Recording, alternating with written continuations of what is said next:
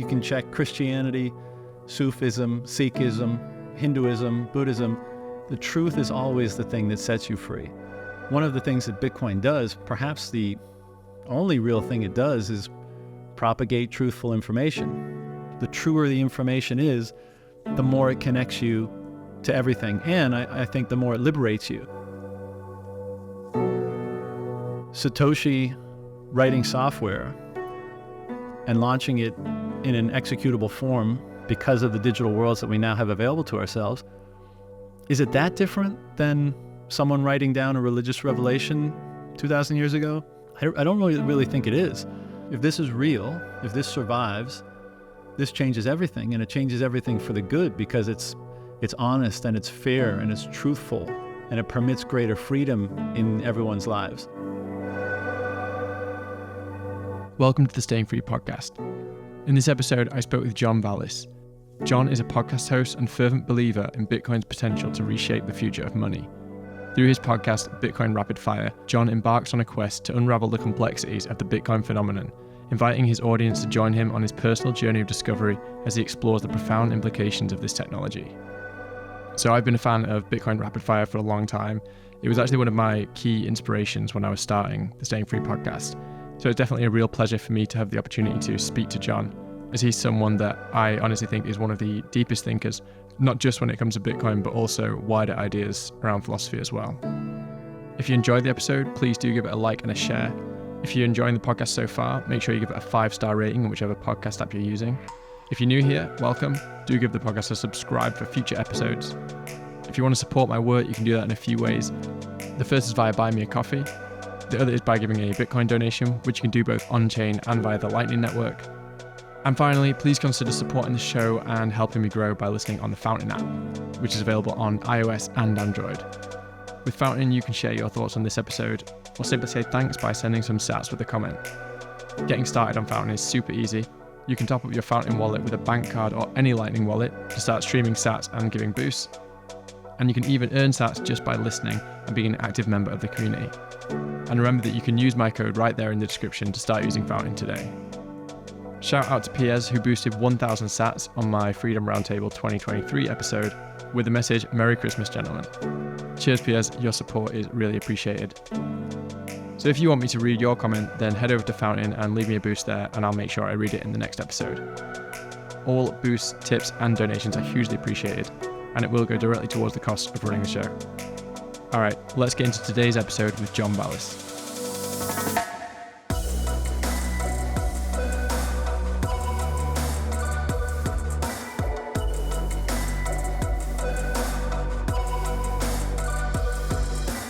John Vallis, welcome to the podcast. It's awesome to get the chance to chat to you. I've been listening to your podcast for a long time now, so it's cool to be meeting, not in person, but at least digitally.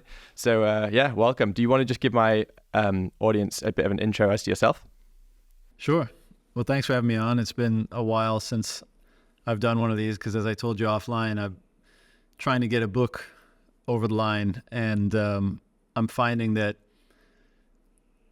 it's kind of scrambling my brain. You know, I guess in a certain sense, I'm going so deep that I get lost, and I'm trying to, you kind of lose your bearings on what your perspective really is. And so the process of finishing the book is basically putting my perspective back together. And I didn't want to do too many of these things before that, you know, lest my perspective comes out like a jumbled up mess. But when you hit me up, I just thought, well, it's been a while, and I feel like having a good Bitcoin chat. So here we are.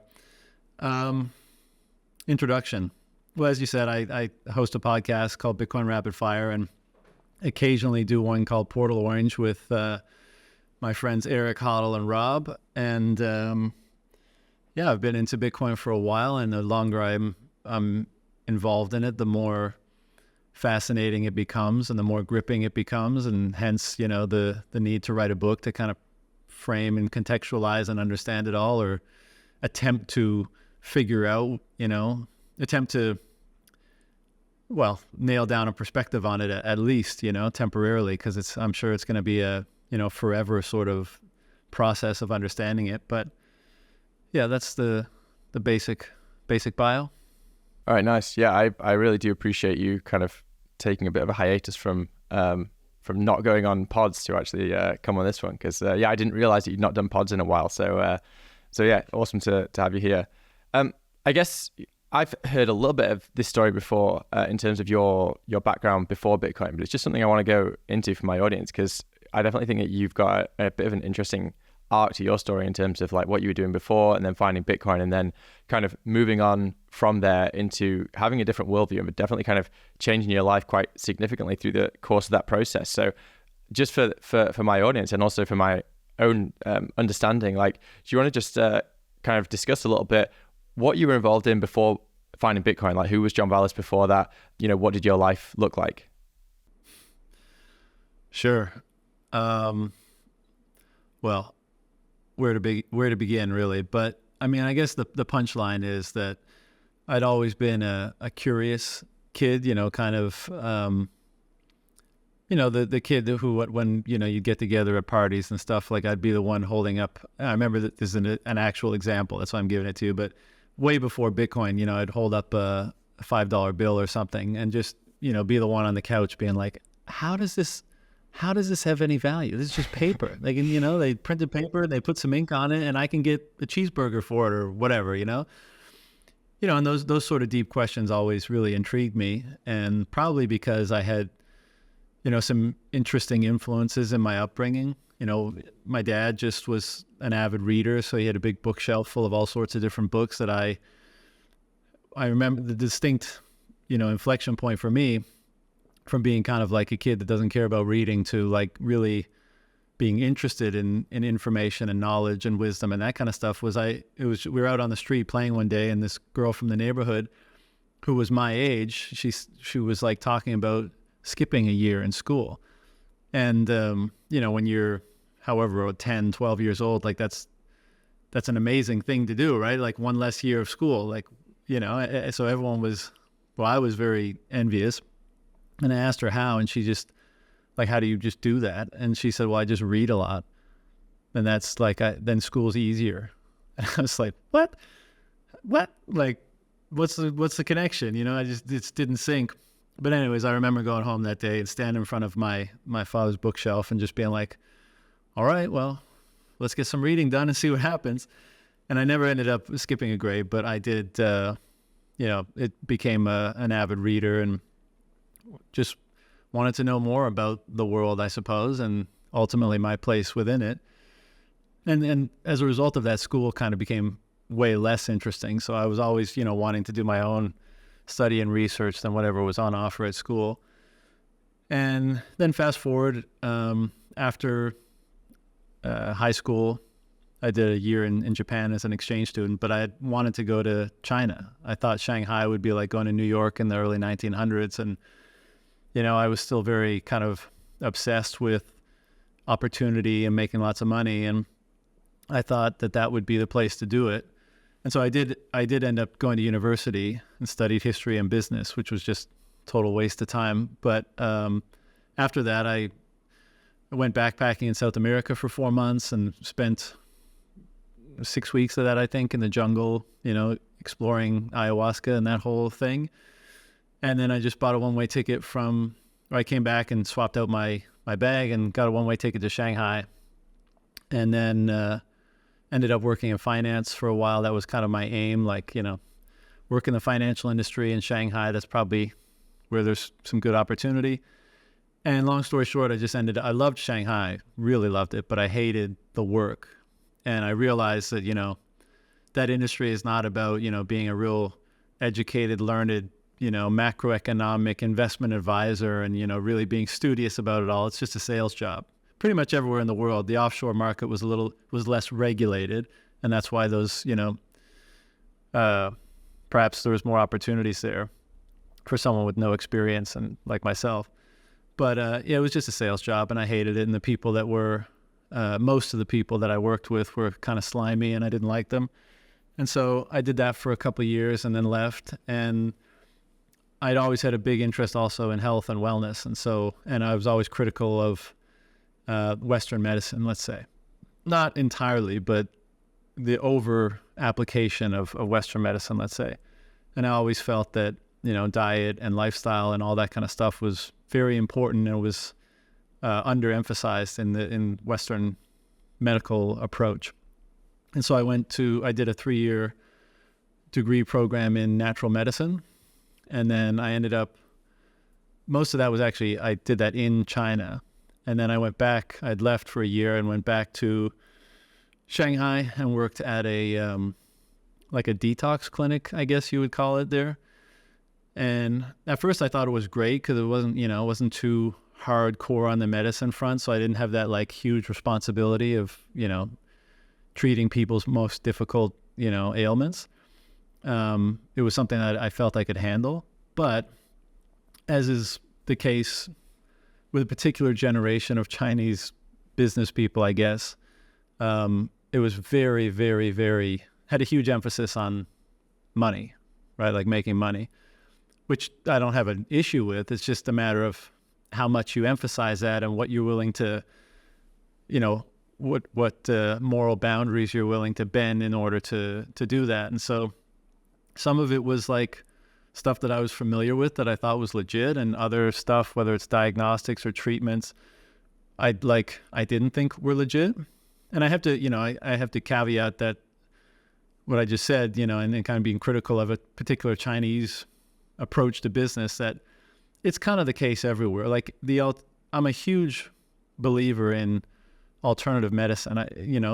I think all modalities should be available to people so that they can choose the one that's right for them. Like Western medicine is amazing at like diagnostics and acute emergency medicine. It's phenomenal, but it's not great at treating lifestyle illnesses and chronic disease. And, like 80% plus of things that afflict people are those. And so it's not a real good toolkit to address those things. And so, I think it's all these alternative approaches, I think there's validity to them. But part of the issue is that the system is not designed for them to be able to monetize their work very easily. And so what I think happens a lot, because it's changing, but they haven't always had access to insurance and, support, subsidies, all that kind of stuff. And so these practitioners had to kind of figure out ways of monetizing their services. And I feel like many of them, of course not all, but many kind of adopted things that, sounded like they might be interesting, cool, they might work, but probably didn't give them like a rigorous assessment. They just saw like, yeah, this sounds like it makes sense and I can make money off it. And so they integrated into their clinic. So I think everyone, or a lot of alternative care providers, at least that I've interacted with, have kind of been guilty of that over the years. So it's not exclusively a Chinese thing, but just the huge emphasis on money and profit was a thing at the clinic that I didn't like. And they had me do some things that, I didn't like either. And so after 2 years, I left that. And I had been like a gold bug all the while. After I learned about the financial system and monetary history, like, I was like so many pre-Bitcoin. It's like, wow, the financial system is totally fucked.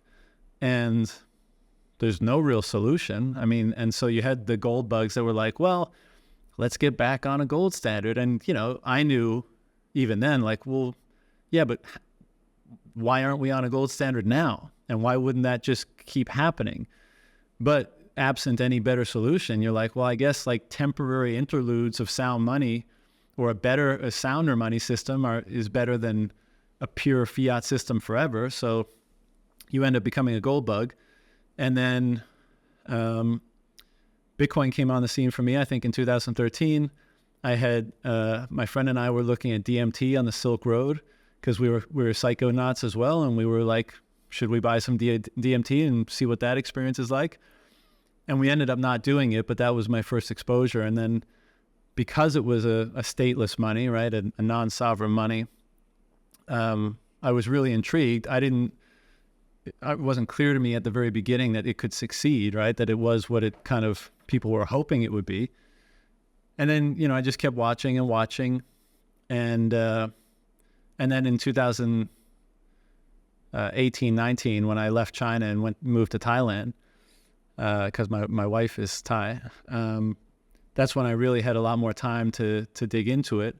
And I had like been kind of deep down the rabbit hole prior to that, but that was when like I just was consumed by it. And then I started the podcast in the fall of 2019 because I needed people to talk to about this. To me, it was like the biggest thing that had ever happened, and nobody I knew was talking about it. And so that was the genesis of the podcast, and been down the rabbit hole ever since. Interesting. Yeah, we have a similar kind of first touch with Bitcoin there. For me, it was also dark web related. And for me, I actually went into it purely for that privacy technology, purely to use it as an actual currency. And I didn't think about it as an investment at all. And looking back, that kind of surprises me, because at the time that I was kind of getting into all this stuff, I'd just kind of started earning like some real money for the first time in my career. And I was buying, I was kind of getting into investing in stocks, and I was kind of getting into that finance world and trying to, get to grips with it all. And one of the things for me is I was trying to buy stocks that I felt I was ethically aligned with. So I was saying, okay, what are the stocks out there that, I don't have any kind of ethical aversion to? And I was saying, okay, well, if I buy this fund and that fund and this, or this stock or that stock, they might do well, but they're investing in arms dealers and they're investing in, all this other stuff like war, etc., that I was like fundamentally against. And then around this same time, I was also going down that kind of psychonaut journey myself, and wanted Bitcoin, wanted to have a currency to actually use for this stuff. And I didn't actually put two and two together initially, and I had this Bitcoin sitting in a wallet at one point, which I'd literally paid for in cash, posting cash to someone that they literally received, and doing it all through like local Bitcoins. And I had the Bitcoin sitting there, and I didn't even think of it as an investment, but I just saw it growing and growing and growing, and I was like, wow, this is worth way more than I paid for it. And as that kept happening, at a certain point, I thought, maybe this is the ethical investment I've been waiting for. I didn't consider it to be this ethical investment. I just thought, hey, it's this weird and wonderful kind of privacy currency. And all of a sudden I was like, that's exactly what I've been looking for. I've been looking for the ethical investment. And not only have I found the most ethical investment, I've also found the best performing asset of the previous decade. And, it was strange how that wasn't immediately evident to me. Well, I something similar happened to me. I was so interested in a non-state money. I felt that so many of the issues in the world were due to the state's control of money, that when I started to realize that that's what Bitcoin was, I was so interested in it politically, I guess you would say. And I was in investment advising. I'd been investing, I was really interested in that world too. But with Bitcoin, it was so ideological for me that I kind of, missed it at the beginning, to say like, and of course, with every passing year, it became more likely that it could be what it's claiming to be. People have to remember, like in 2013, it's not the way you see and feel about Bitcoin today. There's a lot more uncertainty and all that kind of stuff. But yeah, I didn't, it didn't click for me that like, not only can this be an alternative financial system, but like it can also be an investment, a very lucrative investment for yourself. So I feel your pain. Yeah. It's interesting, all this kind of traveling you were doing at the same time. I wonder whether that might have kind of made you, I guess, a bit less loyal to any one specific currency. Because I personally feel like, for me, traveling a lot and just, one day you've got, one day you've got a load of Thai baht, and the next day you go to somewhere else and you're getting Vietnamese dong or whatever it is. You just kind of realize that, the name of that currency is actually very, very unimportant. And, the important thing is, does someone respect the value of it? Is someone willing to accept it for stuff? And, I tend to think that people who travel probably have a much more deep insight to that, as people who have never traveled, because maybe they just see dollars in their wallet and they say, this is money. I've never experienced anything else as money. And I guess, right. Maybe gold kind of gives you an insight into that as well. But I think that just when you're constantly traveling around, going to different places, you realize like a currency is what people want to accept. It's what people value. It's what they, want to receive for providing their goods and services, right? Yeah, it could very well be the case. I think for me in particular, that seed had been planted, already a long time ago. So even before I did any of my own traveling, like I had my criticisms of money as it was, like the Canadian dollar. Mm-hmm. But, and, again, like back to that point I said about the influences growing up, so my dad had a big bookshelf, and he worked for a TV and radio and print station on the east coast of Canada. I'm from Newfoundland. And the owner of that media conglomerate is kind of like a famous oddball tycoon in where I come from, and kind of eastern Canada. Anyway, he's a very interesting guy, but the long and short of it is that he sold off most of his radio and TV assets, I think, in the 70s. He had them throughout eastern Canada, so Ontario, Quebec, and Newfoundland. I'm not sure where else. But he bought a bunch of gold when the U.S. went off the gold standard in 71, because he, for the same reasons we Bitcoin today. And, he would come over to the house because, I think my dad was the CEO and he was the president of, or COO, sorry. And he was president and CEO. And he, I'd sit at his feet and he would talk about all this stuff, the CIA, gold, UFOs, who built the pyramids. He was like one of those sort of guys, right? But not like one of those sorts of guys in their parents' basement, but like a billionaire or like a very, very wealthy dude.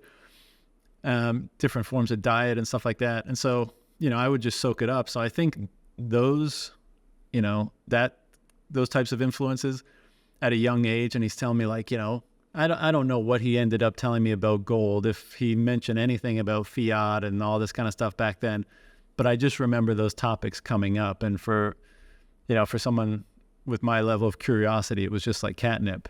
And so I think the seed was planted early, and then, it just bloomed over the course of years and life experiences and travel, as you mentioned. Nice. That's awesome. I think it's great to have, I think it's rare, but great to have those people in your life, real alternative thinkers who, especially at a young age when you're, all you're being fed is things that you're hearing at school, which is a very kind of curated narrative. Having someone in your life who's just like, nope, forget all that. Like, I'm going to give you another worldview. Like, I think that's useful to have. It was so cool. He was telling me about these elongated skulls he bought on the black market in Peru. And, because he was big into the UFO thing. And, I remember him telling me that. And then years later, I traveled throughout Peru, and I went and saw this culture that, elongated their skulls. Now, conventional wisdom is that they did it through the technique of, these braces on your skull, and you continue putting them on and moving them up, and it kind of slowly elongates the skull. But it's still kind of, as far as I remember, a mysterious culture. Like they're, the whole culture is mysterious. But punchline is, I don't think they're aliens. But nevertheless, when he passed away almost a decade ago, in his estate, they found this elongated skull. And his family didn't know what to do with it, so they gave it to the local university. So I don't know what's happened to it since. But so he was, he pursued his interest and his curiosity wherever they led. And I certainly respect people that take that approach. That's really awesome. All right, so so you found Bitcoin, right? We're up to this point where you found Bitcoin, you've discovered it, and it's had such an impact on you. You wanted to start a podcast about it, and you wanted to start talking to people about it. What was it that you feel gave you such a deep feeling of, I need to go really, really like all in on this? Like, what is it about Bitcoin? Because I think a lot of us have gone through that. They've gone through that process of finding Bitcoin and being like, wow, this thing has actually changed my life and has the potential to change other people's lives. I want to know what that was for you specifically. Why was it so important for you? Well, I don't remember a specific moment. I mean, like we've been discussing, I feel like Hodl, a friend of mine who I'm sure most people listening know, he was the second person on my podcast actually, and at the time, he was just kind of like not a troll, but he was just like, he said outrageous stuff on Twitter. And he was kind of, people didn't know him yet. They didn't know anything about him. They just thought he was kind of a crazy person on Twitter. But I would always read his tweets. I'd be like, man, I like this guy a lot. Like, I like what he's saying. And so he was going to be the first, I believe. But like a day or two before we were supposed to do the show, he wrote me back and said, hey man, I forgot I'm going to be hungover that day. So we'll have to reschedule. And then Ben, BTC Sessions, ended up being the first guest on my show. But what he said when we spoke was, he felt his story was kind of like the Slumdog Millionaire story, where the kid has all these life experiences and they seem random and inconsequential, but when he's on the game show, like all of the answers that he gives, he can relate to something he learned or some experience that he had that allowed him to, win the game show. And I feel like the same is true for me, like all of these things we've been discussing: curiosity, criticism of the status quo and the establishment, interest in a variety of different areas, that kind of stuff. It's such fertile ground for being interested in something that's really disruptive, something that's like unprecedented or a paradigm shift of some kind, which I think Bitcoin is. So I think, to answer your question, I think my interest was just, this changes everything. If this is real, if this survives, this changes everything, and it changes everything for the good, because it's honest and it's fair and it's truthful, and it permits greater freedom in everyone's lives, and all the way down the rabbit hole, however far you want to go. But those things alone were such, almost miraculous answers to me, with, in relation to the problems that I had been, the biggest problems that I had identified in the world, and the ones to a certain degree, brought me down sometimes, because you look out on the world and you're like, man, I don't see how those things get fixed. I've always been someone who knows that it's my responsibility to be happy and content and pursue meaning and carve out, if the world is fucked, you can still carve out your own little world that's not so bad. But, I'd be lying if I said that looking back on my life, from the time I left home till now, there was definitely interludes like pre-Bitcoin where my behavior kind of betrayed a certain nihilism or apathy or something like that, and it kind of went off the rails, and I had to rein it back in. And Bitcoin just invigorated, I guess, my life with a renewed sense of hope for the future, as it does for so many. And the energy that inspires is incredible, because, and you could probably visit all the literature on depression and anxiety and, diseases of despair, so-called, but a lot of them is because people look out on the future and they don't see anything for themselves in it.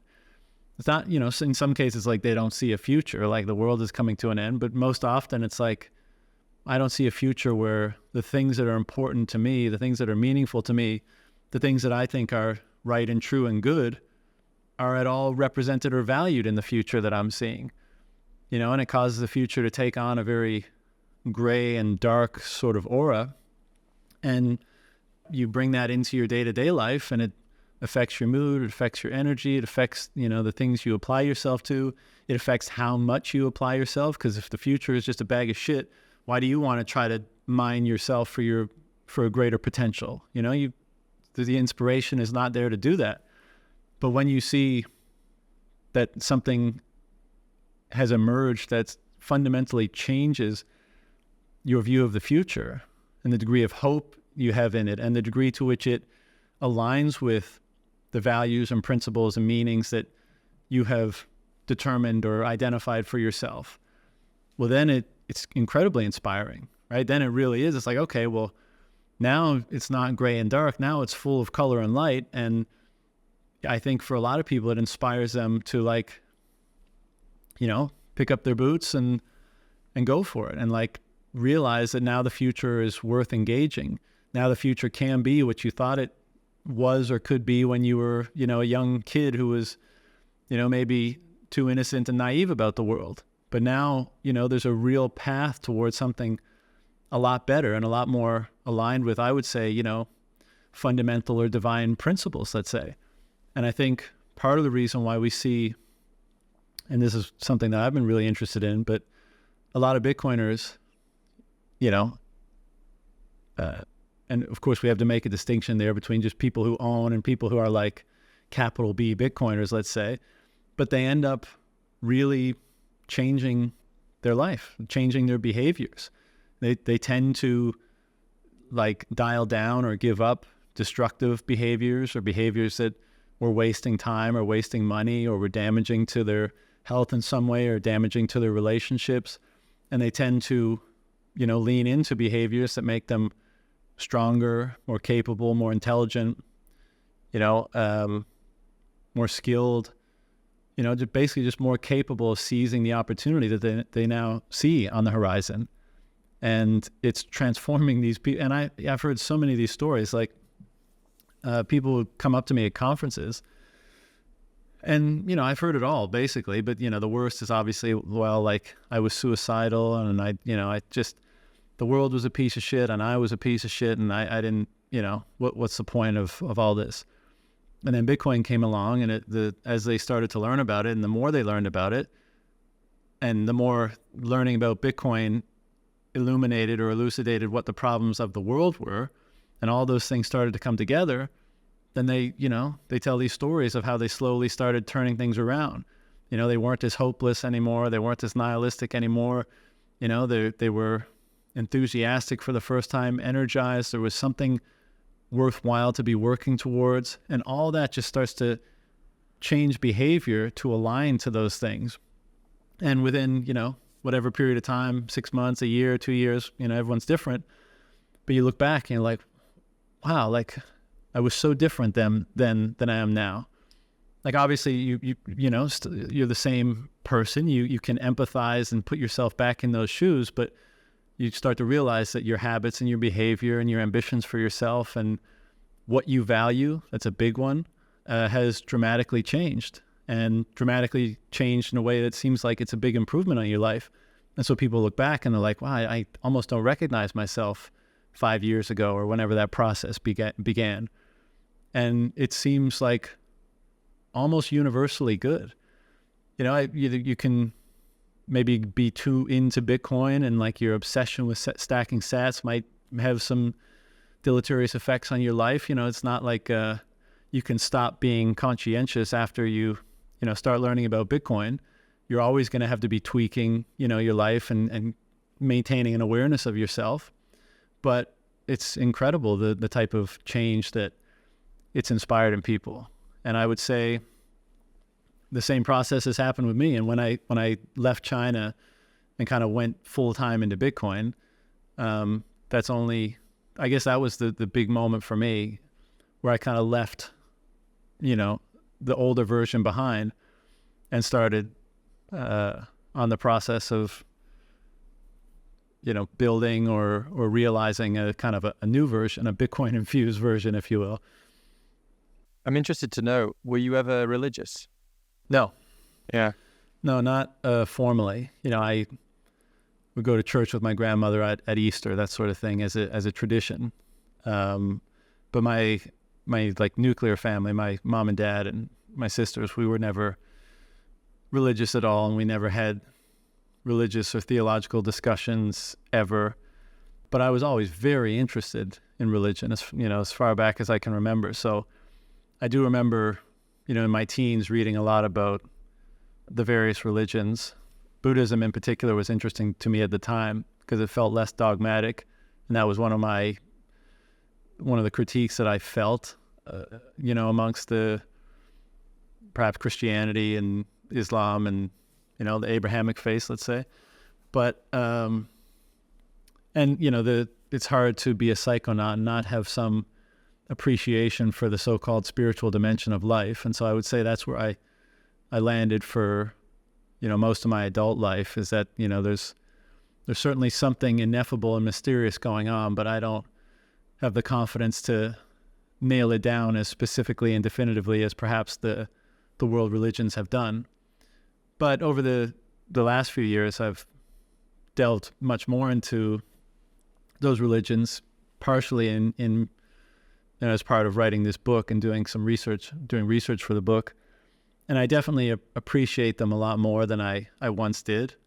I was never, crazy dismissive like your kind of uber secular type in the world today who just thinks religions are stupid superstitions and we should just leave them in the dustbin of history. That was never me. But I definitely didn't give them an honest look and really try to see what was valuable and interesting and truthful about them. And doing that effectively now, I think there's a lot of value in them. Yeah, I mean, the reason I ask is because, everything that you're talking about here, in terms of that individual journey people go on, when they find Bitcoin and they really say, this changes everything for me, and it gives them that kind of hope, and it makes them assess, areas of their life. Maybe they become more personally responsible or whatever it is, these things that Bitcoin kind of bring about in the individual, that kind of change. I think there's only really, I think, two other things that I would say tick that box, which would be religion and probably psychedelics. And I know that obviously you've kind of gone down that psychedelic rabbit hole, but when it comes to religion, I think that's probably the other one. People would say, right, finding religion, finding God, finding faith, whatever it is, that can cause a huge change in the individual. And this is kind of getting into your specialist area now, because I know that you've talked a lot about the nature of kind of Bitcoin and God, and like what is God, and whether you can have, I guess, features of God within something created by man.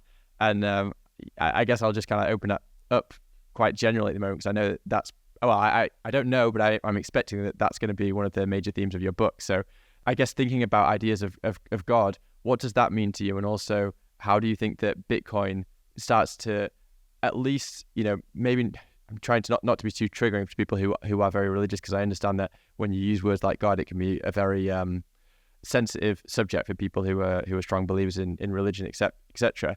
But in terms of that change that is brought about by something like Bitcoin, do you think that something brought about by man can have those attributes, or have the effect on society like something like religion can? There's a lot there. And this is kind of the territory where I'm still scrambled up because of the book. But you are right. The book is going to deal heavily with this question.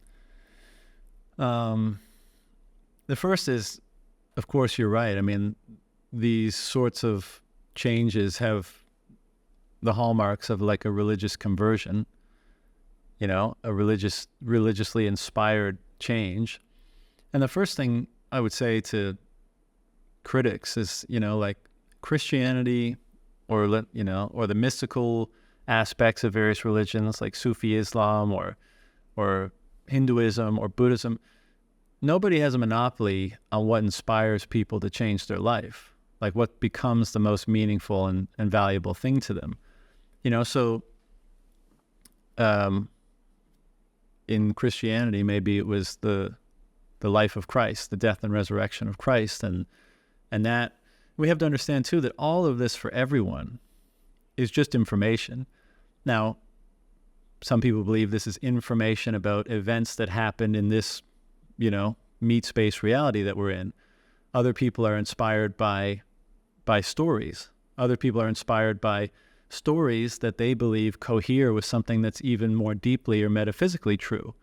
So yes, it's on the surface, it's a story, but why does the story have so much resonance and coherence or impact with you? And perhaps it's because it's actually it's grafting on to something that's very deeply true. And the way we comprehend it is through story. And perhaps there's no other way than to do so through story and narrative. I mean, even with something like Bitcoin, right? I mean, what it is, as we've been discussing, fits into my appraisal of the world. So when I say that Bitcoin, like understanding Bitcoin, inspired and invigorated me because I thought things could be fundamentally different, that the future would be fundamentally impacted by this, it's still just information being added to my existing narrative, right? And all narratives are, of course, incomplete. There's ought to be many, or, there's certainly many inaccuracies in mine. So when I was a 25-year-old dude and looking at the world and being depressed about it, I'm sure some of those things were relatively accurate, but much of it probably wasn't. And so it's still just a story I tell myself about the world, and I'm intrigued and moved and inspired by Bitcoin because it's something that gets added to that story that fundamentally changes the trajectory of it, let's say. And so, my point is just being like, it's all just information. Whatever you believe the source of that information, that's where there's debate. The source is God, or the source is man, or the source is whatever. And, the God source is obviously more legit than the man source, and therefore my information is better than your information, or my information is more true than your information. Maybe, but maybe not. And I think it really does all come down to truth, almost unfortunately, because it's such a nebulous thing and it's very difficult to nail down. But I think most people can appreciate or just understand on a very basic level that one of the things that Bitcoin does, perhaps the only real thing it does, is propagate truthful information.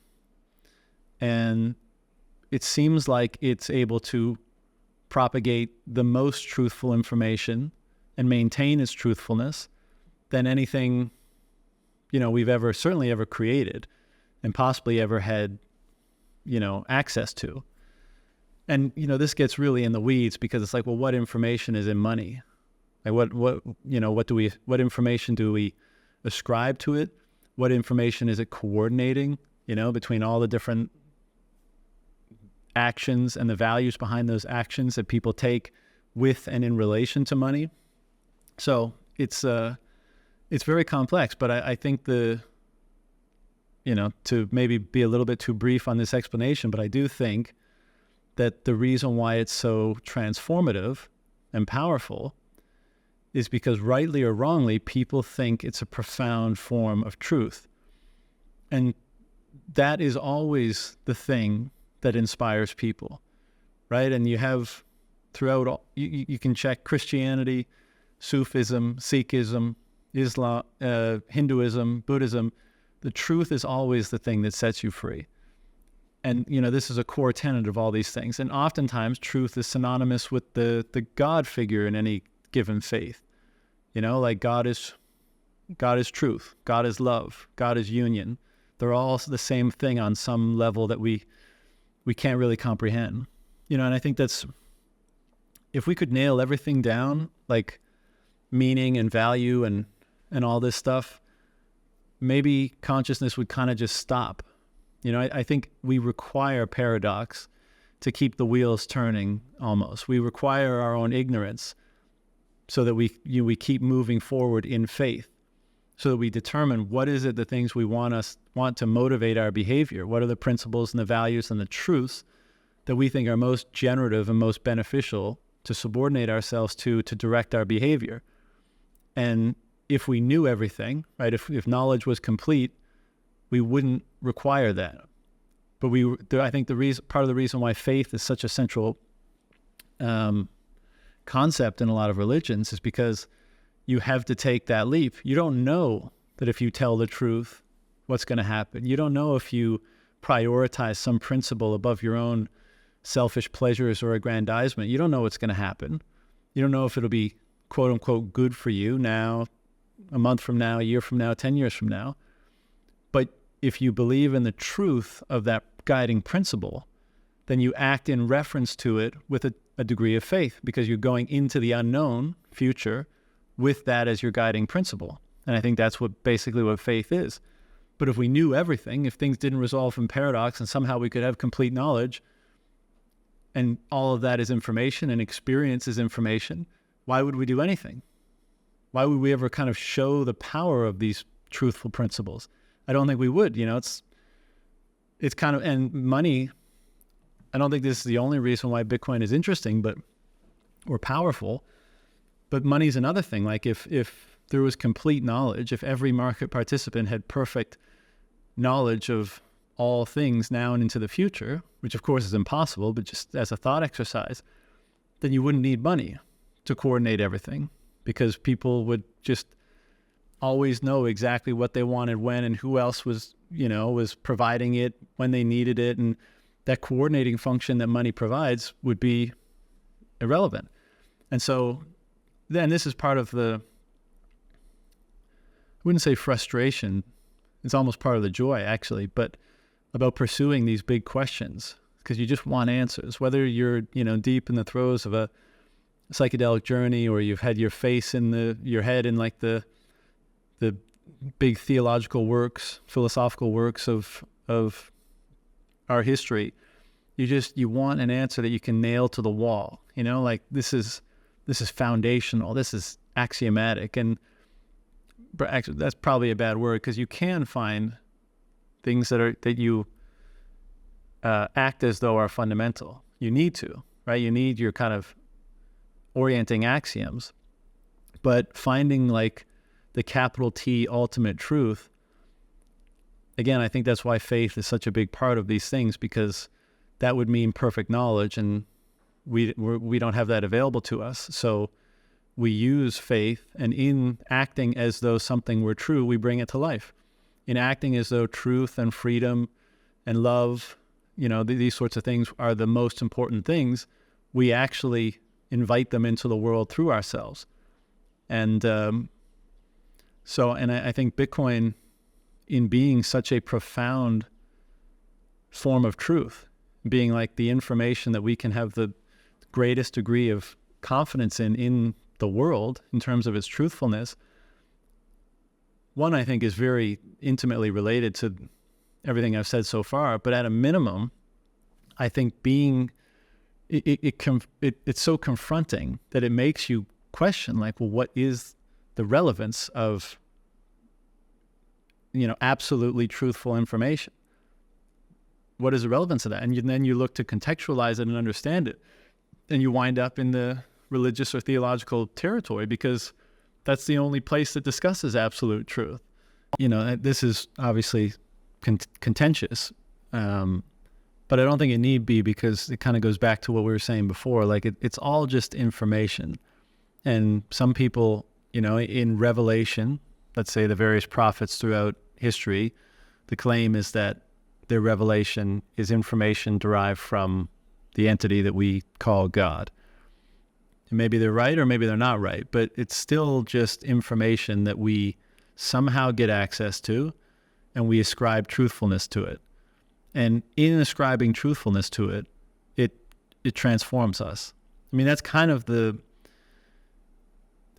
power of truth, and not just like whatever the actual truth might be, but in believing something to be true, it forces you to conform to it, right? It's like, because it is what it is, so if you believe it, your idea about it is not going to change it, so you have to kind of change and conform yourself to it. And again, I think this is like, that sort of attitude or theme is evident in religions, right? Like, someone has asserted truthful information about the nature of reality, about how you're supposed to act, about whatever. And you can do two things. You can deny it.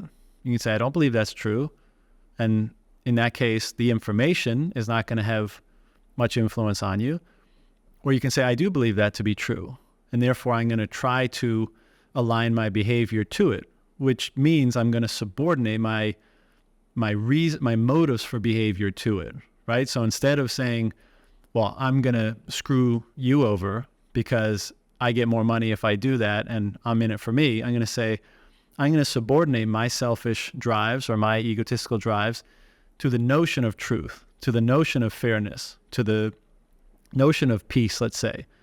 And that's going to be the guide for my behavior. So in a sense, the reason why I use the word subordinate is because you're saying, I'm going to use that as a driving motive, not whatever my selfish drive might be.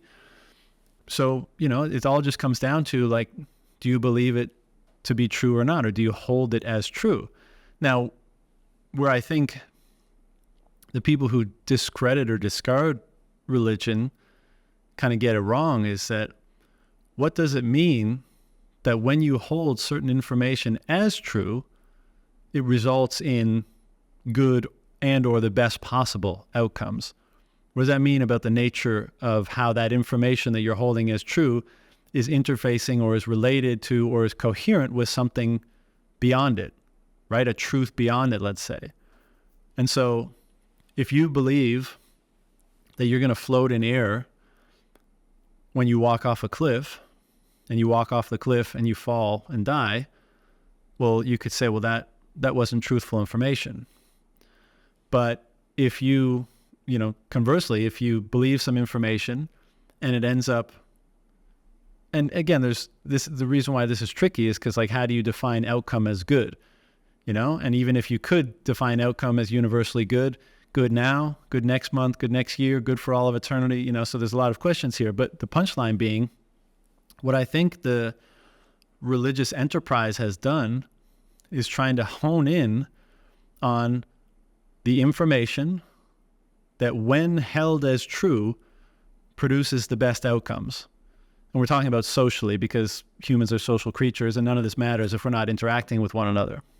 And so, yes, there's many criticisms to be had in terms of, how those let's say, power hierarchies within different religious faiths end up becoming corrupted, and that power is abused. And, we all probably know the history and have certain examples. But again, the enterprise, I think, has been, again, what information, when held as true, produces the best possible outcomes. And then again, how much does that reinforce the truthfulness of that information? And I would say that is the reinforcement. That's the feedback loop that's been running for millennia, and saying, okay, what if we hold this as true? What happens? That. What if we hold this as true? That. What if we hold this as true? That. And so you keep, I think human beings, for as long as we could ideate, as long as we could express ourselves, as long as we could represent ideas, we've been trying to figure out what's the most truthful information, because truthful information helps us cohere with the world, and not just the natural world, but the world that is the people that we interact with, the world that is our own mind, our own consciousness. So, I think there's a lot of validity in that enterprise. Again, lots of criticism, but a lot of validity. And so to relate it back to Bitcoin, now we have, seemingly the most absolute, the most truthful, the least corruptible information that we've ever had, intersubjectively verifiable. We know that when people are using it, we're operating on the same set of information. And we've never really been able to have that. Even if I say to you, like, you're my brother in Christ, and like that's supposed to mean that we hold similar information as true, and we hold ourselves to that information to a similar degree. But there's no guarantee, right? I could say that to you, and people have, but act differently, not even intentionally, maliciously, but just we interpret that information somewhat differently, and so our actions are different. But when you engage in the Bitcoin network, when you send a transaction, you're verifying the parameters of that information. And there's no way to do it differently. So you know that everyone's opting in and agreeing to kind of the same principles of that truthful information, when they transact through Bitcoin. And so what does it mean? Well, one, as just a practical matter, I think that when we're confronted with something so foreign, that we were confronted with this like form of absolute information, or absolutely truthful information, or truthful intersubjectively verifiable information, it just causes you to think, if nothing else. It's like, how am I supposed to contextualize what this is? And again, I think I see a trend. I think it's actually starting to happen in the broader culture over the last few years, as far as I can tell, but certainly within Bitcoin, that question keeps grinding on them until they have to say, well, I've never been religious and I've kind of dismissed it, but I feel like I need to go into that realm to see if there's any insights to help me contextualize what this thing is in Bitcoin.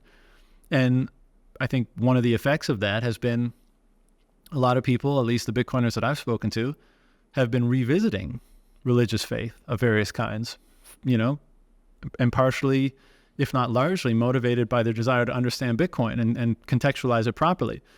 And so, the final point on this is, what does it mean that, I think your question was that it was human created? And I guess part of my answer is like, either it's all human created information, because like it all ultimately came out of a human brain, right? Or none of it is, but we don't really know what that means. Like, what's the difference between a religious revelation and unprecedented idea that gets implemented in some way, that gets implemented into a software protocol? What's the difference? Where did that revelation and where did that idea come from? And why did it emerge? It's a very mysterious thing. We don't really know. And of course, if you're kind of dabbled in the psychedelic realm, you probably appreciate that even more, because it's like, where did that come from? Like, is my brain just a receiver, and if it's primed properly, it receives certain things? Or how much of it do I generate myself?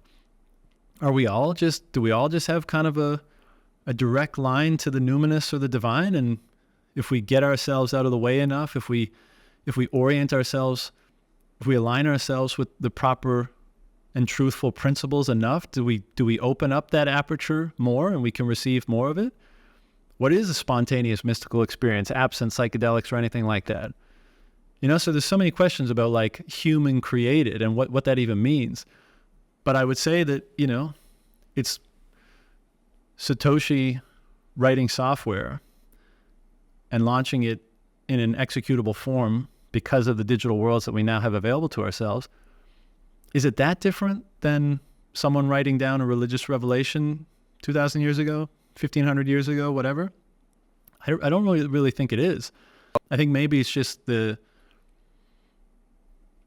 something really unprecedented in how we can verify intersubjectively the truthfulness or lack thereof of information now. There's less trust, to put it another way, which is, obviously a big theme in Bitcoin. And so again, I'm trying really hard to think about that and contextualize it and put it down in words that might be, comprehensible to some people. So we'll see. Yeah, I guess just thinking about that difference there, and when I kind of talked about, the difference between something human-made and something, I guess, non-human made, I think a good way to illustrate this would be something like gold. And gold has actually been called God's money, right? Like people actually will use that term and say gold is God's money. And, this is something that's been used for a long time. A part of me, by the way, actually wonders whether perhaps when gold was discovered and when it was first started to be used as currency, I wonder whether they went through a similar thought process at that time. I'm not sure. I'd be interested to know if this is something you'd looked into, like whether there was also this kind of almost religious like theorizing around gold. But that's just a side point. But I guess the difference there between gold is that gold is something which exists as an element. We can't, just kind of create it into existence. It exists in, obviously within the realms of, let's say, our world, our globe, in a finite supply. It's there. We discover it. It was almost as if it was given to us by some god, by some kind of deity. And I think that's you can understand why it's got those associations. And then you come to Bitcoin, and you have someone who basically nobody knows who it is, who is a kind of mysterious person who kind of like, put all of these pieces together and kind of set into motion something which, we're still trying to kind of understand it, but it's happened in recent history. It's happened from an individual, but at least we know, yes, someone's brought together all of this maths and code, and they've created this thing, this system, which is now kind of, is operating in the world. But it feels very different. Gold, it was there. It was just waiting for us to discover it. And you might argue, well, cryptography was there. Maths was there. Like that was also there waiting for us to discover it. But unlike gold, which could be just discovered in its natural form, Bitcoin required some kind of human intervention to put all of these pieces together to then say, okay, now this thing is going. It required much more of an intervention from people. And yeah, so I'm first of all interested to know your thoughts on that, about like whether you've thought about those differences between gold and Bitcoin, and just the actual kind of discovery of those things, and yeah, like historically whether gold was viewed the same kind of through your research. I do have another thing I want to bring to this, but I won't convolute it too much. I'll just leave you with that one for now. Sure, yeah, it's a super interesting question, and I have thought a lot about it. I haven't done a tremendous amount of research on it yet. It's a part of the book that it's a section, but I haven't got to it yet. But I mean, I would imagine the answer is yes, that it was similarly inspiring in some way, perhaps for many different reasons. But I think it almost goes without saying that it obviously held meaning, beyond its, capacity to facilitate trade or its representation of wealth. I mean, like any culture that had access to it usually adorned their holy sites, sacred statues, kings and queens and all that kind of stuff.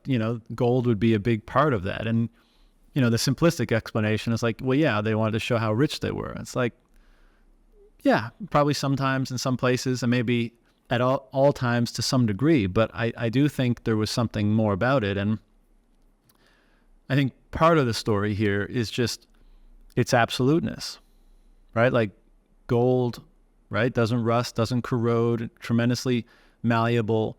And so it represented the absolute. It also shared kind of like the same color with the sun, which obviously had relations to, deities and gods in the past. But I think more than any, like when we talk about truthful information, we're talking about absoluteness in some sense, right? It's like, why is it so true? Because it can't be changed. And this is kind of, again, these notions carry over between this and to discussions about God, right? Like God is the Alpha and the Omega. It's the everything. It's the absolute. It can't be changed. You must submit to it. All of these things. And I think gold was probably recognized early on for its capacity to remain itself, for its characteristic of absoluteness. We also have to, I think we probably have a very different default mindset and perspective in the modern world than did the ancient world. I mean, you don't even have to go back that far. I mean, you go back to,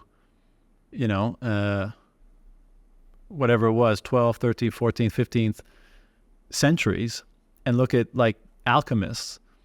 And it's not like, and they're kind of considered proto-chemists, right? They're the first to mess around and try to, mix together different compounds and create new ones and all that kind of stuff. And and we see it through that lens. It's like, oh, they were just kind of like farting around with chemistry and thought they could, make gold, or they were trying to. And we see it through a very physical, material lens. But they themselves, and most of the literature on alchemy, always talks about how they weren't just trying to get rich. It was a very spiritual pursuit. They were looking for something far deeper than just more gold, turning lead into gold. And I think you go back even further, and the ancients were probably something like that. They wouldn't just see gold and be like, oh, I could trade this for a new mud brick house or something like that. I feel like they saw in matter and material a lot more meaning than we do today, right? And so they would look at something and they'd say, maybe the best way to put it is, I think they would see, infer, and ascribe meaning to coherence, to the similarity of properties between things. And so they'd find this element out in nature, and they'd say, wow, it looks like it's the bright light, right? It looks like the sun. It doesn't rust or corrode. You can bend it. It can become anything. Like, it's absolute, just like our notion of the sun, just like our notion of God. And so we're going to use that to represent our own godliness, or our connection to God, or our reverence for God, or whatever it might be. And so the first part is, yes, I think it was probably very meaningful to them beyond, as a mechanism for trade. And the other question, we didn't make gold, the universe made gold and we made Bitcoin. And so what does that mean? I mean, certainly we can't really corrupt gold, right? Gold's going to be gold before us, during us, after us. Maybe we can corrupt Bitcoin. And so does that, if we're just purely comparing absoluteness, like what does that mean? It's an interesting question. But at the end of the day, I think, again, back to this notion that everything is kind of information, and it's not, the absoluteness is a big one, but the absoluteness is kind of irrelevant if the information can't follow us everywhere where we want to act and interact. Because every time we act and interact, we're exchanging information. And sometimes that information is emblematized or, represented with something like a token, like money. Other times we just use words. Other times it's just what our perception is picking up. But there's nothing but the exchange of information. And when we're talking about something that we use, when we're talking about a profound truth, let's say that value accrues to truth in relation to its degree of absoluteness. I think that's true. But its utility is important, right? And so I think that absolute information, the more, in fact, kind of alluding to gold, the more malleable it is to how we want to express value and meaning, basically how we want to act, the more valuable it will be. And so even though gold is physically very malleable, and again, that's part of the reason why it became money however long ago, especially in a digital world, in a globalized world, and an increasingly informational world, it's just not capable of having a high degree of fidelity between the actions that it's meant to be using its truthfulness to coordinate and represent. And so I think Bitcoin obviously is. So will gold outlast Bitcoin? I mean, probably, right? Gold is probably spread out throughout the universe. We don't, it's kind of a hard thing to fully destroy. But in terms of its applicability or usefulness to us as a, an absolute form of information or like something that can contain truthfulness, the market seems to be deciding right now that Bitcoin is a more applicable form of truth for humanity in the stage of development that we're in. And so beyond that, what it means that God/the universe created gold, and humans, which presumably God/the universe created us, created Bitcoin, and what the meaning of that might be is, I guess time will tell. Yeah, that's just got me thinking now, actually, like in terms of gold versus Bitcoin there. I mean, we're told gold, it can't be created. I mean, I don't know enough about chemistry to understand whether that's just a temporary situation. Like, I don't know enough about it to be able to say, like, is it possible theoretically to create gold? Is it possible that it's not actually as scarce as we think, and that, just through some advancement in technology that you could actually create it? Whereas with Bitcoin, it seems that unless everything we understand about maths is wrong, that will never be possible. It's not a matter of, this is a temporary state and that one day in the future, perhaps like we'll have a different understanding of maths or cryptography.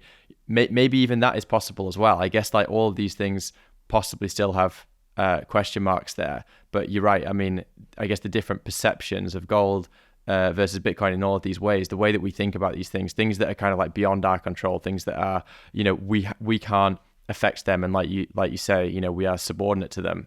Like how we consider those things does seem to kind of get into that really philosophical or even religious territory. And the other thing I was going to mention before is this also kind of has me thinking about AI, because some people talk about AI as like, is there a possibility that we create this AI and it's so powerful that it ends up kind of overwhelming us? Like we are so kind of small in comparison to it in terms of our ability to really kind of like think about the world. Is it possible to create an AI that ultimately overwhelms us and ultimately kind of is our own demise? And in a way, talking about Bitcoin and the way that you talk about Bitcoin especially, it's almost like viewing Bitcoin as the opposite of this. Bitcoin is like perhaps the singularity which creates good in the world, and other people, I'm not saying it's necessarily true, but they might view like AI and say, this is the singularity which sends us down a dark path. And I wonder whether, again, this is another kind of religious question, I guess, because if you zoom out, you could just say, is it possible for civilization, for life, for existence to discover something which causes it to unexist? Like, is that even possible within the realms, like within the kind of like the rules of the universe? Is it possible? Or equally, is it inevitable it goes in the other direction? Is it inevitable that we discover the things that continue our existence, and that is a continuous process? Maybe this time it's Bitcoin, it's the thing we needed to discover at this point in human history, but perhaps you cycle on time for another 400, 500 years or 400, 500,000 years or whatever it is, and perhaps there's something else that we need to discover in order to continue our existence, and that is an inevitability. It's almost like some kind of sense of determinism in a way. Perhaps we're witnessing determinism take its course by all of these discoveries. Yeah, I mean, who the hell knows, right? I'm inclined to think that and this will be a statement in relation to, or be a kind of a contentious statement in relation to Bitcoin, but I don't think true randomness, it might not really exist. It might just be a matter of what scale, how far, how close you are from something. When we get into the realm of cryptography, like it's really a mind bender to think stuff like that. But I mean, if we can take it down several levels of complexity and just be like, I don't know if you remember that I think it was in A Beautiful Mind, where he's like, got his notepad out and he's watching the pigeons and he's trying, like they're moving, and he's trying to kind of figure out if there's some rhyme or reason to the patterns of their movements. And, maybe if there's a group of 20 pigeons, you look at it, it's like, well, no, they're just, one's pursuing food, one's being blown by the wind, all that kind of stuff. Maybe there is pattern there and we're just too incapable of seeing it. But if you went up a order of magnitude, right? And instead now you were 10,000 feet above the earth or whatever, and you were looking at all the different clumps of pigeons in the world, and you see, there's a clear pattern there. There's, I don't know if you've ever seen also those whale or bird migration trackers, and when you see one in the ocean, you just think, oh, it's swimming in the ocean and who knows where it goes. But when they put a little tracker on it, the birds, create a little triangle over North America or whatever their migration path is. And so it just seems like at some level, there's always a pattern. And so if we relate that to whatever process it was that led to the development, the emergence, the creation of human beings, of human consciousness, of this earth, surely there had to have been that we have to be the result of some kind of pattern, right? And we know that to some degree. If we just look at our solar system, there's patterns all over the place. And if, so for life to have developed on Earth, obviously it was in relation to those patterns to some degree. But what are those patterns in relation to? And on down you go down the line. And, where's the source of patterns? And, perhaps we call that God. Perhaps that we call that the benevolent creator that creates order out of chaos for the purpose of love and freedom, for example. So who knows? But and what does that mean in relation to the difference between something that we find in the natural world versus something that we create? Or what does that mean will we always kind of bring ourselves to the precipice? Will we have the capability to destroy ourselves and not, because that's the test for ourselves? Or will we have the capability to destroy ourselves and do it? And it's happened many times already, and that's why we don't find anyone in our immediate, cosmic environment. Who knows? But just to circle back to the Bitcoin and gold thing for a second, I think it's almost like another way to think of it is, yes, there's the issue of degree of truthfulness. And maybe, again, to your point, if we figure out a way to make gold, if AI figures out how to, or make a machine that makes gold, well, then its truthfulness in terms of its absoluteness maybe has become impaired. But even if it doesn't, it's not, yes, the truthfulness and the absoluteness of information is always going to be valuable, I think. But it's also, like I was saying, the degree to which it can cohere with the uses we have for it. And so you might just think of gold as having so much latency as to no longer be absolutely truthful. Because in order for us to leverage gold's truth, we, as we need to layer things on top of it. And once we layer fiat or deposit receipts or whatever on top of gold, I think we're starting to distort the information that it's originally capable of containing and us being able to leverage. And so then that information, because it doesn't cohere with our behaviors and the environment we've created for ourselves anymore, its truthfulness becomes less relevant to us. Whereas something that can maintain its absolute truthfulness and have basically no latency in terms of how we want to express our behaviors and our values with one another, it can follow, quote unquote, our behavior wherever we might want to go. If I want to, buy something or send something to someone in China or my next door neighbor or whatever, I can leverage that truth and not distort it or degrade it anywhere. Maybe that means it's a way more relevant and important and valuable form of truth. And I think the market, part of this Bitcoin monetizing at this point in our history, if it continues to do so, is a reflection of, at least in part, that process or that difference between the two.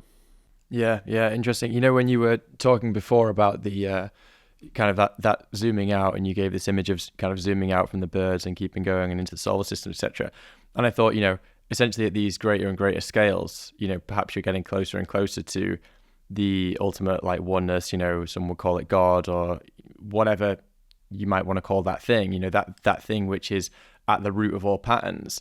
And I guess what we see Bitcoin doing in the world, and gold did this, but obviously at a much, I'm imagining it took a lot longer, and it happened over a much slower period of time, whereas Bitcoin is this kind of inflection point where we see this organizing process. I think that we'll look back on Bitcoin's kind of inception and going forward from there, and perhaps you're then able to see patterns. I mean, you can see patterns when you look at the mempool, when you look at it on a technological level, but also it seems to have an organizing kind of feature for society generally, right? Because it kind of like realigns various, I guess, like it realigns society according to certain principles, and it brings in incentives that previously were kind of corrupted through fiat money, and that is an organizing structure. So perhaps things which create patterns on big scales, you could consider those things to be the most important things in the world. What creates patterns on the largest scales, organizing patterns, and Bitcoin is one of those. And maybe that's something which, I'm not saying that is God, but that's something which people tend to ascribe God-like characteristics to in their own perception. I totally agree. And I think what makes that case even stronger is that the reason why that pattern is able to be created and sustained, like to be a successful pattern, you might say. And I think the reason why is because it's cohering with the highest fidelity to the pattern above it, let's say, right? It's like pegging into it in some sense, right? Or tethered, it's tethered into it. And that's why it can be successful. It's like it's transmuting whatever that organizing principle was in one domain into another one. So yes, the form looks different, but the reason why it's able to create a generative, sustainable, let's say beneficial pattern in a new domain is because it's cohering in some way that we probably don't understand with the pattern in which it's nestled. And again, do we want to call that thread, that thing that they're all connected to via, is that kind of like the principle of God, the principle of order, the principle of truth and absoluteness? Yeah, kind of, it's an interesting thought, and it is the reason why Bitcoin is able to do that. Like it is the reason why it's able to generate the type of pattern that you mentioned, is because its degree of truthfulness permits it to connect to that more generative, or not more, but it's the same type of pattern in another domain or scale. Again, one that we're not privy to, let's say. But is it because of its truthfulness that it coheres so well to that and can borrow the energy or the sustainability from patterns beyond it and just transmute them basically into another domain of experience or existence? Maybe.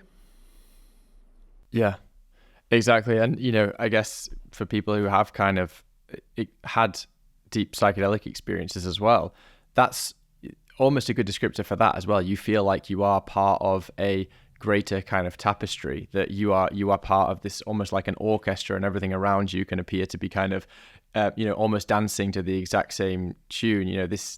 There's a kind of a shared experience that's going on, and everything else is a part of it, but you're also a part of it too. You're also kind of in that. And, I wonder whether that is actually a good descriptor generally for, kind of alignment in a way, being alignment with something that's greater than yourself, that you also have no specific control over. You feel like it's being kind of like brought down to you. You're participating in it, but you are not the controller of it. But the more that you align to it, the more blissful your experience is. And I guess things that can be put in that box to whatever degree, and some of them are more abstract than others, like Bitcoin, but psychedelic experience for me, that's something which is much more of a real visceral thing you can experience. But they're on the same lines, they're part of the same set of things, which I would say are those experiences which cause transformations within individuals, and like on a wider scale as well. Totally agree. And I think this goes back to the point about how ancients and alchemists and, different forms of medicine even have had a different perspective on things, because I agree with what you're saying. And I also think that it's probably always the same principles that occur, whichever pattern, whichever experience we're talking about. So in the case of psychedelics, how is it you access that unit of loving awareness or consciousness when you're in that state? In my opinion, you have to get rid of the distortion that is your own, self-tethered thoughts, right? Your ego death, let's say, right? So you have to let go of all that information that's keeping you from that unit of consciousness. And so once you do that, once you dial that down or get rid of it, then the information is truthful. It's pristine. You just become like a vessel for the exchange of that stuff. But you had to get rid of the so-called false or distortive information first. And if we look at something like Bitcoin, like what permits it to have, one, to operate as it does, what makes it so special, what causes people to act in relation to it the way they are, what causes people to be so transformed when they understand it better. I think, again, it's that principle that the truer the information, the more valuable it is, the more it connects you to everything in any domain of existence, the personal, the social, the natural, the metaphysical. So it's like this reoccurrence of these same principles. It's like when you get rid of the distortion and you have the truer the information is, the more it connects you to everything. And I think the more it liberates you. So in the psychedelic experience, you have that ego death experience and you connect to whatever that energy or spirit or source is. And is there a better word to describe it, but liberating, right? It's just that I can't think of a better word. And I think we find this in the theological texts as well all the time. The truth shall set you free.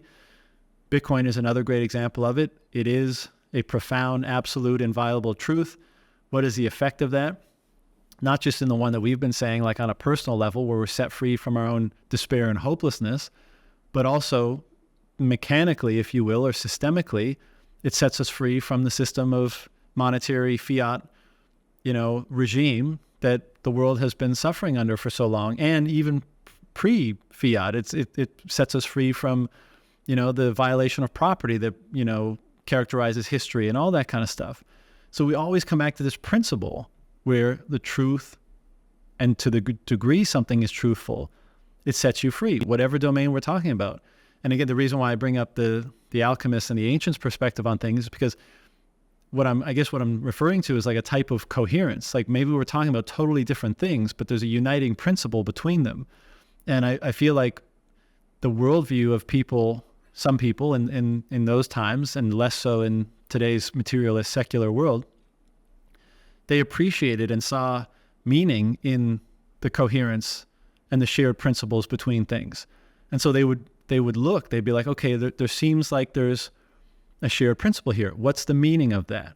They wouldn't just say, hey, I looked under this under a microscope and it was just XYZ molecule, and I looked under this and it was ABC molecule, so they're totally unrelated, and we shouldn't look for any connection between them. I think, the world was more animated with spirit, I guess, back then, because what do you call a principle that lies behind what do you call a shared principle that lies behind certain things and it animates them in a certain way? I mean, I think, again, spirit is probably a pretty good word for that. So maybe the emergence of Bitcoin and everyone trying to grapple with it, and even those who don't but end up, by default just winding up in a system that uses it, let's say in 100 or 200 or whatever years, maybe that will inspire or inculcate a worldview that's more receptive to a broader view on what this thing we call consciousness, life, and the world actually is. And it will emerge from the dark ages of hardcore materialism that, possibly you could make an argument we're in right now. Yeah, it's almost like another pillar, isn't it? It's like, you don't necessarily, for some people, like Bitcoin is a very, very key pillar, and maybe that's the thing for them that they needed to have a kind of closer connection to this kind of thing that we're talking about. For other people, maybe it's psychedelics. Like, I don't necessarily want to say that Bitcoin is the most important thing, but I definitely think it is one of the several things that, you can kind of really theorize about and look at. And, as you say, it changes people on an individual level, like pretty profoundly. And like you say, I think that the conversation we've had here definitely like just demonstrates, or I hope demonstrates, at least it does to me, and I've definitely thought more deeply about this, just those connections, those shared connections between these things, which are transformational, psychedelics, Bitcoin, religion, and, even gold for the people. I guess I wouldn't necessarily put gold in that category today, but certainly I could imagine, thousands of years ago, that would be the case. I think, especially from the Bitcoiners that are religious crowd, that have a particular faith, who, again, I have the utmost respect for, and, I have a ton of respect for religions, and, again, hopefully my perspective will be more clear by the time I finish the book. But a lot of them will say something like, you're making an idol out of Bitcoin, and we've been warned against false idols and stuff like that. Now, if I just wanted to be cheeky with language, you might say, well, it's not a false idol, it's a true idol, right? It's because it's nothing but truth, really. But more importantly, because I think even for the non-religious people, for some, maybe for many to varying degrees, but there is a risk of, as you said, like, you don't think Bitcoin's the most important or most valuable thing. And I would agree. And it's important not to make an idol out of it, in kind of the vein of the warnings that you get in religious texts. But I do think what it does do, and what we've been discussing this whole time, is it's kind of like a spiritual implement. Not only, it's great money, and it's going to, if it continues, perhaps it'll do the things that we've been discussing it can do in terms of its potential for society and all that kind of stuff. But look how much it's causing us to say, or rather to ask ourselves, why is this so valuable? Why is this so unique? Why is this so meaningful? And the answer isn't just because Bitcoin, and therefore, make Bitcoin your God. It's because Bitcoin represents what I think are the true eternal or divine principles. I think it represents the notion of truth. I think it represents the notion of fairness, equality, union, and love. So those are the things that I think we should worship if we're going to worship anything. Not the particular instantiation, but the thing, the spirit that gives it life, the spirit that vivifies it, the spirit and the value and the meaning behind, which allows it to be what it is. And so in that sense, and this is probably a horrible, contentious comment to end this little bit on, but like, in that sense, it's kind of akin to the spirit taking form, right? It's the spirit made flesh. And this is a concept that obviously is central to the Christian faith, but it's been discussed by the Neoplatonists and several others, I'm sure. And it's this idea that the eternal, fundamental, absolute principles, the most generative, God, basically, right? Like the most valuable thing, the things that we should and rightfully do value the most, they take sometimes, to varying degrees, form in things. And we benefit from that because it gives us a clearer picture of them. It helps us use and interact with them better. It helps us apply them to ourselves and apply them in and to our lives better. And it's not wrong to leverage or use it to that degree. But to your point, and I think because Bitcoin is so unique and such a paradigm, shift, and because it's helping people so much, maybe there's a risk that people idolize the thing and not the thing that allows the thing to be the thing, right? Not the thing behind the thing. And I do think the thing behind the thing is truth, freedom, and love. And maybe they're all wrapped up together in the notion of God. But I do think that's why Bitcoin is valuable, because it's propagating and it's animating those things into the intersubjective world. Mm-hmm. And so what that means, who the hell knows? But no, I agree. And I think that, some people do a similar thing with psychedelics. I know that a lot of people who are kind of more along the traditional, I guess, more conservative Christians or perhaps some other faiths, they'll say, when it comes to psychedelics, we shouldn't be worshipping these things. We shouldn't be worshipping the material by doing like plant medicines and this, that, and the other thing. And it's like, or even necessarily the experience, that we shouldn't be worshipping the experience you have when you're on it. But I always kind of think, well, that's not really what you're worshipping. Well, worshipping is probably like the wrong term, but that's not what you're valuing out of it. one of the most significant things is that you're actually getting in touch with something which is completely transcendent, that you can't understand whatsoever, and you're getting a glimpse into something that you feel is larger than yourself, that you're saying, okay, I can see that there's something here, there's something that's forming the tapestry of the world which is beyond my comprehension, and that thing is incredibly powerful. And I think that there's no reason that you can't be a complete psychonaut and also be religious. To me, they're different concepts, and actually they're both trying to get to the same thing anyway, which is what's behind everything. So I think you articulate that well. That's also what Bitcoin is doing. You're not worshipping a currency or money or anything like this. What you're actually doing is saying, this thing is giving me a touch with something higher. It's bringing about very like positive values in myself, with other people, in terms of our interrelational kind of connections.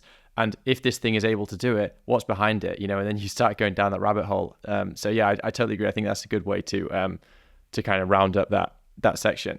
So one thing before I kind of close this off, because you've been super generous with your time, so I really appreciate you coming on and really going quite deep into these things.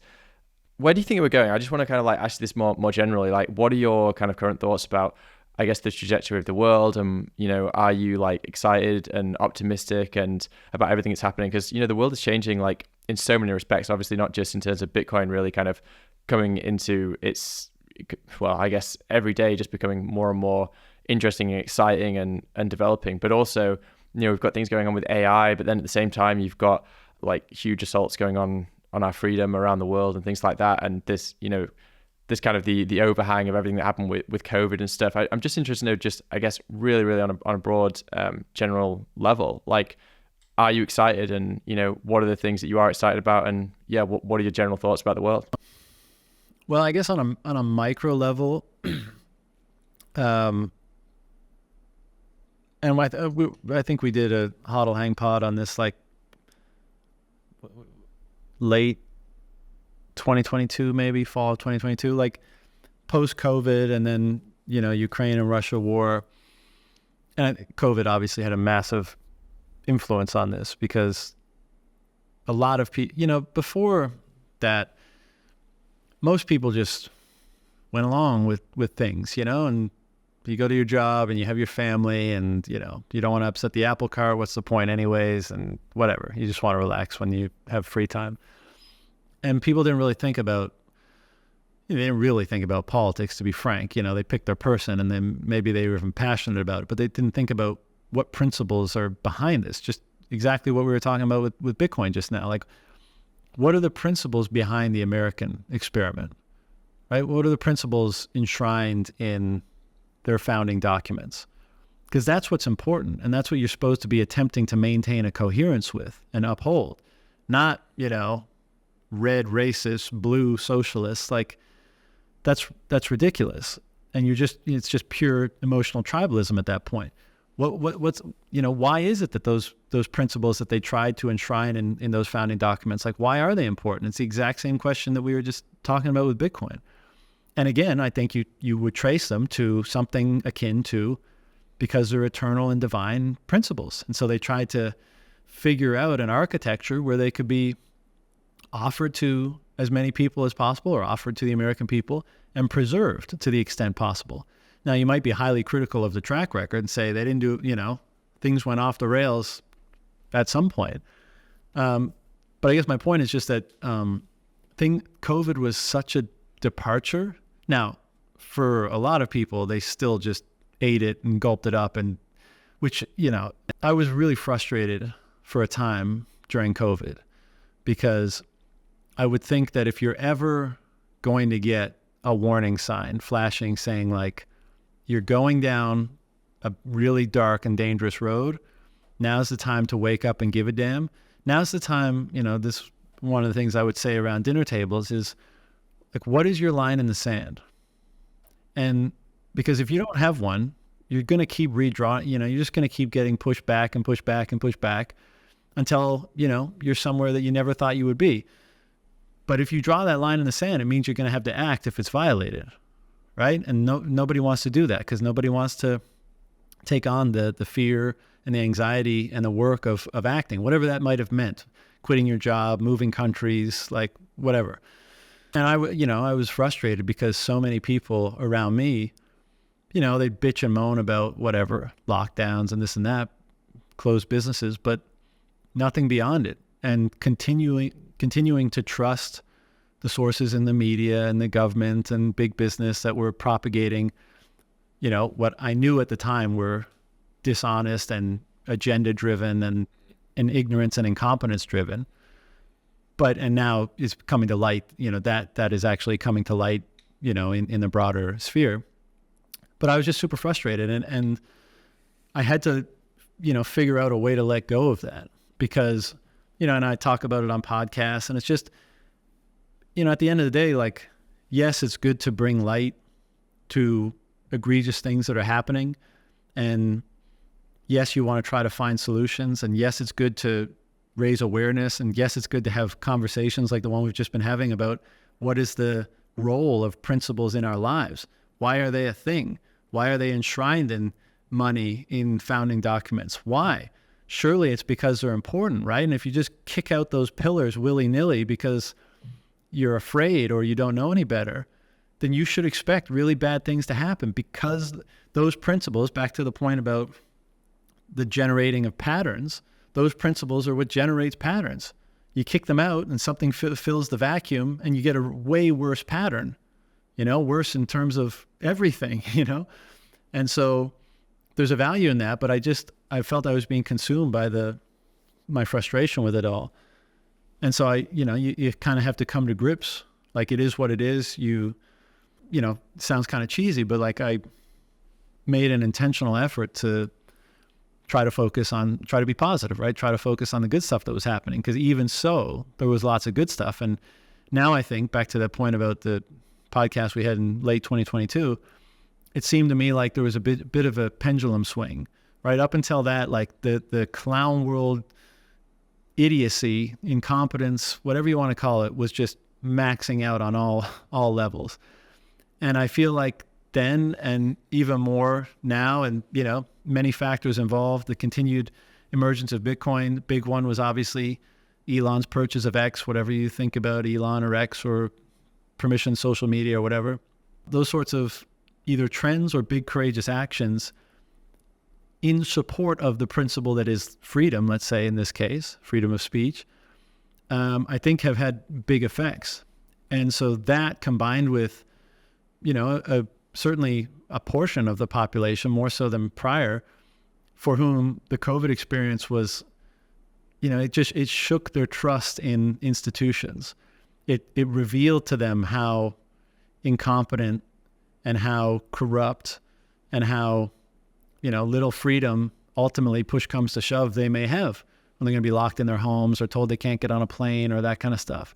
And you had responses to it, obviously, right? Like the trucker protests and all the things ongoing. So I say all this to say I'm very excited right now, because I think there's a lot of really positive things happening. Now, they might be little tiny glimmers or sparks in like still a big dark arena, but at least they're happening. And what's amazing is, like, when the sparks are good, they have a lot more force, and when you see someone do something courageous, make a big sacrifice, spending money is obviously a sacrifice. And so when someone spends $44 billion, I know he had a cohort of investors or whatever, but punchline being, when someone makes that kind of sacrifice, at least in part, so that people can speak freely, that's a powerful thing. It's like, you take that all the way to the end, and it's the idea of the martyr, right? So basically, wherever it's occurred, but someone will be killed because they won't lie, or they won't cheat, or they won't renounce their religion, for example. And so it's like, it's so powerful, because, wow, you're holding up the principle of honesty or truthfulness or integrity or of your God, even at the expense of, and therefore beyond, your own life. And how is that? Is there any greater representation that you really have subordinated yourself to that more eternal principle, right? And so, like, we talk about these motives for behavior, these principles that we maybe would aspire to be guided by. It's like, well, I I think truth is like a foundational divine principle, and I don't want to participate in violating it. But if somebody had a gun to my head and said, hey, you got to lie to these people and it's going to hurt them this much, or I'm going to shoot you, then push comes to shove, right? How much have you really, committed yourself, subordinated yourself to those principles versus the ones that make you feel good, safe, secure, wealthy, whatever. And we're getting, I think, more examples of, to put it simply, principled behavior these days, or at least behavior that seems to be valuing virtue and principles more than it did, but a few years ago. And that's really encouraging.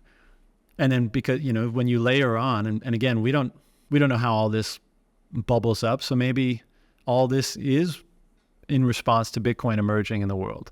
It doesn't seem like it, right? Because not that many people have adopted it or use it or whatever. But how are we supposed to judge all the different ways that this form of truth emerging in the world might affect things? It might affect people, little butterfly effect on things. Who knows? So to answer your question, COVID was very frustrating. But now I feel like there's a lot of really good things happening.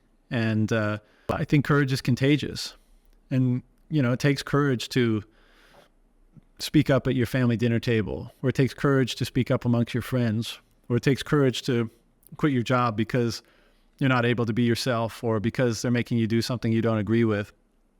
And I guess I see more instances of that. And then I also see more interest in these themes that we've been discussing today: philosophy, theology, religion, truth, like these big concepts that seem to be kind of left in the closet drawer for a long time in society. They seem to be reemerging now. And, there's probably going to be a lot of missteps and a lot of, it's messy, right? Everything's always going to be messy, but it seems to me a good thing that people are talking about these things and determining how and to what degree they should orient their lives by them, so I'm super excited. And then, as a final overarching thing, it's like, and psychedelics have been integral in this, I would say, for me, but it's like at some point you have to just accept, you have to do what you think is most right.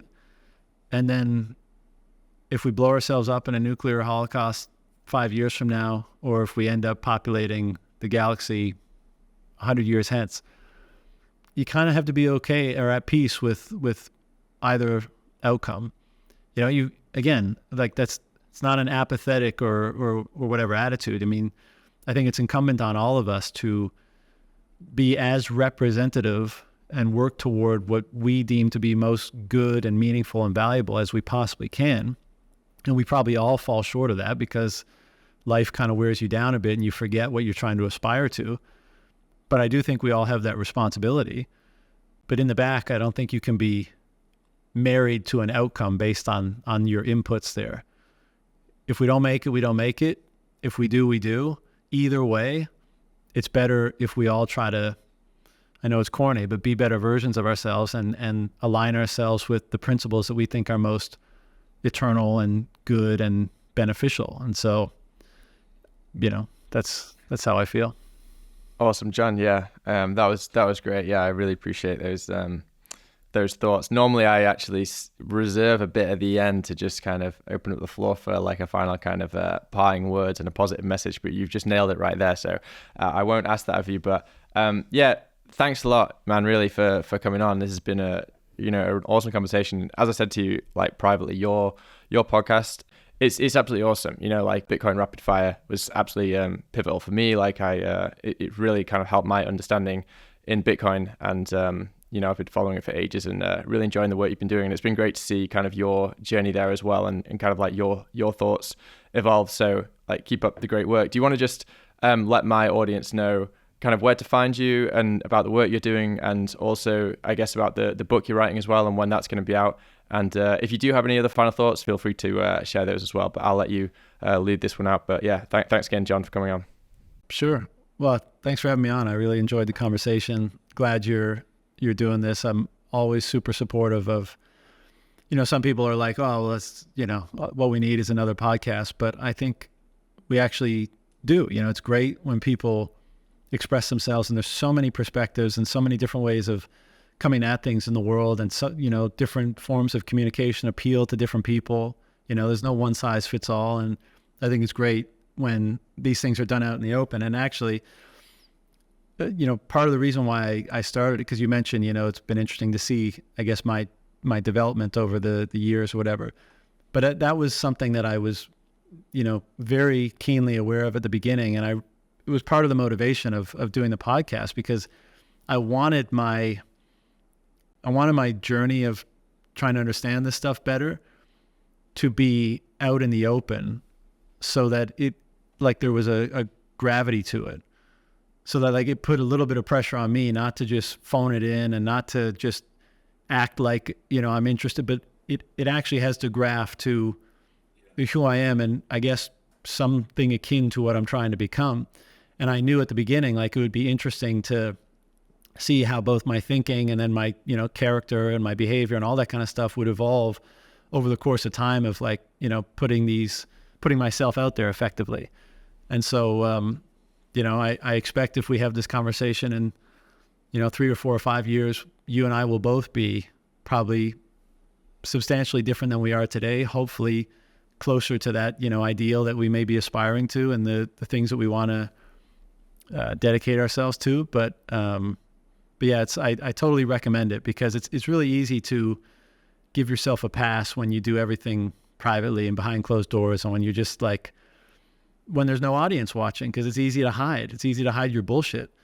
But when people are watching you for several hours a week or whatever, it's way harder to hide, because, people pick up on things, and it's, it's just harder to hide. And so you have to be more honest with yourself. And that, I think, is very helpful for the process of one's own development. So, but yeah, for anyone who wants to get at me, John K. Vallis is my Twitter handle. And I don't do much with the podcast website. It basically just hosts the episodes and that kind of thing, but it's bitcoinrapidfire.com.